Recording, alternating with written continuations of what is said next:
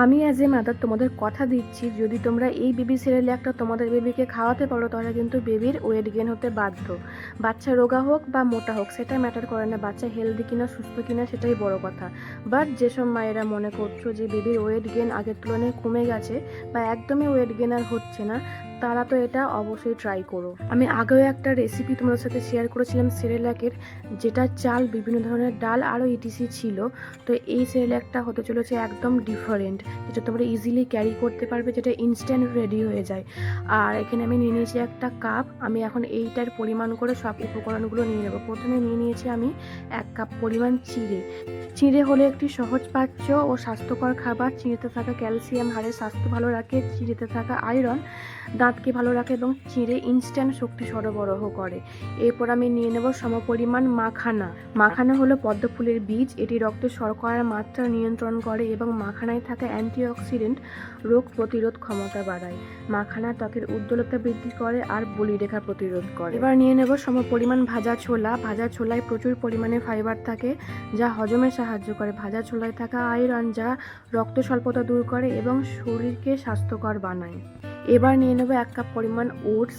ওটসে থাকে beta glucan নামক fibre যা কোলেস্টেরলের মাত্রা কমাতে সাহায্য করে এবং ওটসে থাকা কিছু উপাদান যা মন ভালো রাখতে এবং দুশ্চিন্তা কমাতে সাহায্য করে।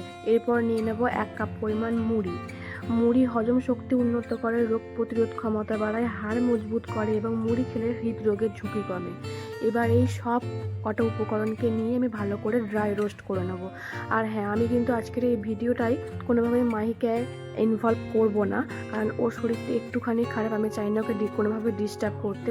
প্লাস আমারও গলা শুনে বুঝতে পারছো যে কীরকম সর্দি লেগেছে আর কি। আমি মাখানাগুলোকে ড্রাই রোস্ট করে নিচ্ছি ভালো করে ফ্রাইং প্যানে। এটা ততক্ষণ পর্যন্ত রোস্ট করতে হবে যতক্ষণ না এরকম হাত দিয়ে চাপলে এরকমভাবে ভেঙে না যায়, মানে মুড়ি যেরকম একটুখানি ক্রিস্পি হয় না সেরকম। মাখানাটা ড্রাই রোস্ট করা হয়ে গেলে আমি এবার বাকি উপকরণগুলোকে ভালো করে একটুখানি ড্রাই রোস্ট করে নেব।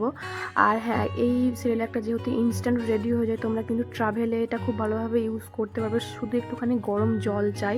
আর আমি আগে যে সেরেলাকটা বানিয়েছিলাম সেটার লিঙ্কটা আমি ডেসক্রিপশানে দিয়ে দেবো, তোমরা চাইলে চেক আউট করে নিতে পারো। তারপর এগুলোকে ভালো করে ড্রাই রোস্ট করা হয়ে গেলে আমি একটা মিক্সার জারে এগুলোকে ভালো করে একটুখানি পাউডার বানিয়ে নেব। পুরো কিন্তু মিহি করে এটাকে ডাস্ট করতে হবে। হ্যাঁ, এই যে আমি হাতে নিয়ে দেখাচ্ছি, দেখো পুরো একদম মিহি করে। তারপর আমি একটা কন্টেনারে এটাকে ট্রান্সফার করে নিয়েছি। তোমাদের কাছে যদি কাঁচের কন্টেনার থাকে তাহলে তাতে রাখলে খুব ভালো হয়। আমার কাছে যেহেতু ছিল না আমি রাখতে পারিনি। তারপর চলো এটাকে কীভাবে বানাচ্ছি সেটাও তোমাদের সাথে শেয়ার করি। তো প্রথমে লাগবে আমাদের গরম জল। আমি এখানে 2 চামচ মতো সেরেলাক নিয়েছি, এটাই এনাফ। তারপরে গরম জল দিয়ে এটাকে ভালোভাবে মিক্স করতে হবে। প্রথমে একটু ডেলা ডেলা টাইপের হয়ে যাবে, তারপরে দেখবে আস্তে আস্তে ওটা গুলে যাচ্ছে। তারপর আমি এখানে মধু ইউজ করছি, যেহেতু এটা হোমমেড তাই কোনো ধরনের মানে স্বাদটা একটুখানি আনার জন্য আমি এখানে মধু ইউজ করেছি, যেহেতু মাহিকে আমি কোনো রকম চিনি দিই না।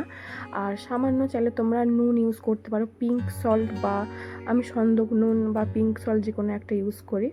তাহলে চলো আজকের ভিডিওটা এখানে শেষ করছি। দেখা হবে নেক্সট কোনো একটা ভিডিওতে। আর এরকম ইনফরমেটিভ ভিডিও পেতে গেলে আমার চ্যানেলটাকে অবশ্যই কিন্তু সাবস্ক্রাইব করো। টাটা।